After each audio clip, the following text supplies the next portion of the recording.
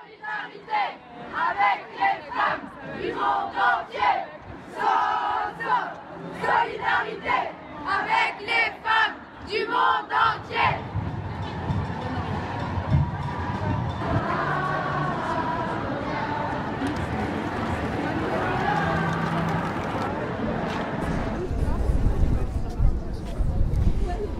Excusez-moi, les panneaux, là, 83e, 70e, 31e, ça c'est... Le nombre de féminicides qui ont eu lieu depuis le 1er janvier 2019.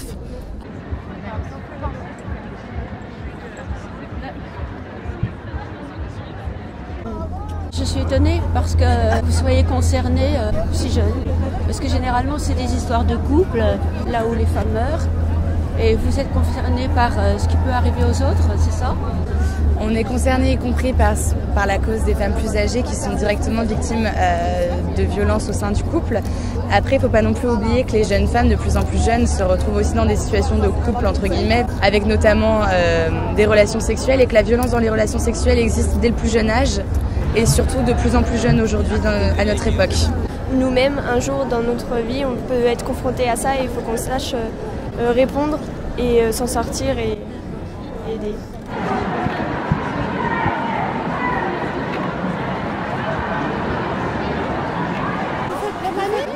Vous vous sentez concerné ? Oui. Ah vous ? Bien sûr, puisque je suis là. Ah bah non, on va rien dire ça. Non, ça ne veut rien dire. Vous n'avez pas été victime de tout ça. Non. Et vous ? Oui, oui. Oh merde. De violence ? Oui. Oh merde. Oh, excusez-moi. Oh, mais c'est pas grave, hein. Bah non, c'est... Je suis pas morte. Je suis pas morte, moi. Heureusement. Mais quand même. Bah oui, exactement. Mais vous avez porté plainte ? J'ai porté plainte, oui. Vous avez été écouté ? Non. Non, mais ça continue, je crois. Ils prennent juste les plaintes et il ne se passe rien. Justement, c'est bien qu'il y ait tout ça, au moins qu'elles soient prévenues, les jeunes. Je peux vous poser une question ? Oui. Vous êtes là par empathie ? C'est pas seulement un combat de femmes, c'est aussi celui des hommes. Mais c'est pas seulement une manifestation, non, c'est une mobilisation de l'ensemble de la société. Parce que les violences, elles sont pas seulement physiques, elles sont aussi mentales, morales, psychologiques. Je pense qu'il y a une solidarité masculine et féminine qui devrait s'opérer quand on entend des cris et quand on sent qu'effectivement il y a des violences dans une maison. En fin de compte, dès le moment où une femme va dans un commissariat pour se plaindre, c'est que c'est déjà grave. Et l'accueil qui est fait dans les commissariats, il n'est pas empathique. C'est des hommes qui sont là, bon, vous portez plainte, mais est-ce que vous avez des preuves ? Il faudrait aussi qu'il n'y ait aucun policier qui tape jamais sur sa femme. Bien sûr. Il y a même des avocats et des banquiers qui frappent sur leurs femmes. Bah oui. Et ça, il y a peu de personnes qui le savent et elles-mêmes elles n'osent pas le dire aujourd'hui. Elles croient qu'elles vont dégrader leur propre image en allant porter plainte. Parce qu'il y a des répercussions pour les enfants, la société, l'entreprise, partout où elles sont. Et dans ce cas-là, les gens ne compatissent pas forcément. Ils disent, bon, bah, elle l'a peut-être cherché. Ou... Il faut avoir des mots pour le dire. Il y a une sorte de pudeur extrêmement féminine qui fait qu'on n'ose pas le dire. Est-ce que vous êtes souvent victime du harcèlement de rue ? Ouais. Presque tous les jours, quoi. Et je pense que c'est quelque chose qu'il faut que les mecs comprennent. Parfois, on n'a pas envie d'être importuné. On a envie d'aller à un point A à un point B, d'aller voir nos amis, de faire notre vie sans que notre physique soit commenté. Et parce qu'on nous interpelle 10 fois par jour, parfois. Souvent, ça commence avec hey, « Salut, t'es mignonne, comment ça va ?» Et puis, oui, toi, t'aimes sucer. Genre, toi, tu suces. Des trucs comme ça, quoi. Ah si, bien sûr que si. Dans la rue... dans le métro, il y a aussi beaucoup de vulgarité et très choquant. La dernière fois, c'était pas plus tard qu'il y a 3 jours, quelqu'un qui m'a vraiment fait peur, parce que ça avait l'air d'être quelqu'un en plus d'un peu dangereux. Moi, généralement, je réponds aux remarques agressives ou quand on me dit ah, t'es comme si, toi, je dis t'es de ta gueule, ou moi je réponds. Et là, je sentais que c'était quelqu'un un peu qui chantait tout seul, qui me faisait peur, qui faisait un peu déséquilibré, et qui disait genre ah, t'as un bon petit tarpé, donc qui veut dire cul, quoi, t'as un bon petit cul derrière moi en fait. J'ai été angoissée, j'allais rejoindre ma soeur, j'avais envie de pleurer. Donc ça, c'est ce qui arrive tous les jours en fait. Tous les jours au moins, il va forcément y avoir une remarque. Surtout le soir, la nuit et tout. Mais tu sens que tu peux pas te fondre dans la masse en fait, parce que t'es une femme, t'es là et qu'on te voit en fait. Comme un drapeau à part rouge. Quand t'es habillée en mec en fait, quoi, tu vois. C'est comme un drapeau rouge, juste d'être une femme dans la rue, on dirait des taureaux et un drapeau rouge quoi. Ouais, c'est sûr. Ah, c'est sûr.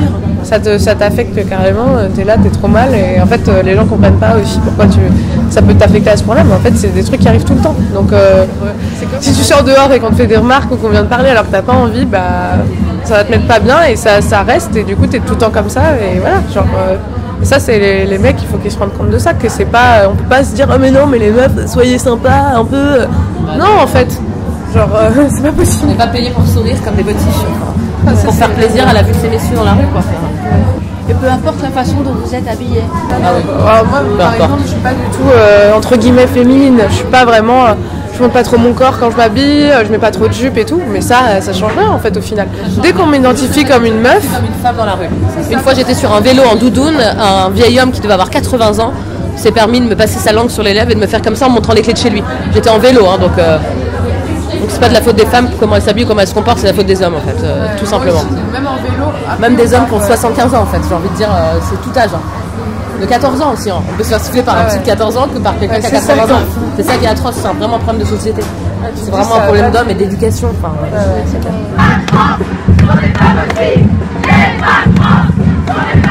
Vous en pensez de ces manifestations?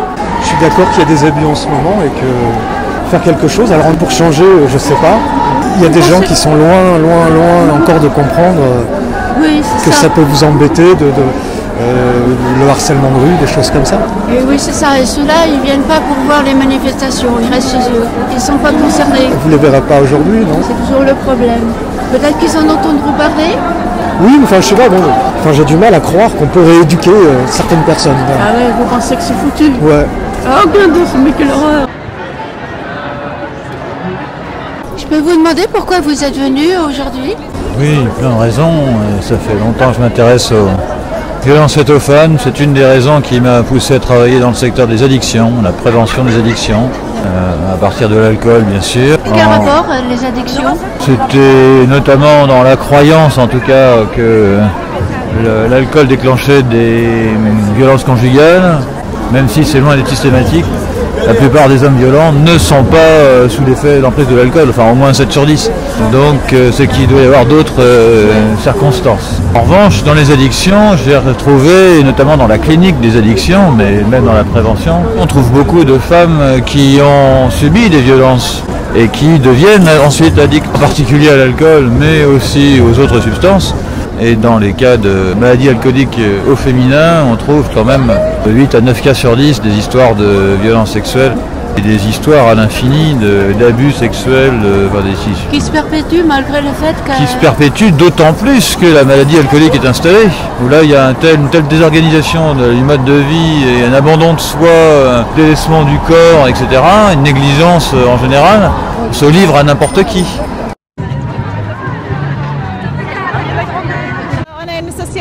Qui soutient les femmes, les ressortissants étrangers victimes de violences conjugales en France. C'est pas seulement en France qu'il faudrait le faire. Il faudrait que tous les mouvements se mobilisent et que ce soit l'ONU, l'UNESCO, enfin que ce soit un combat solidaire à l'échelle mondiale, quoi. Ça oui.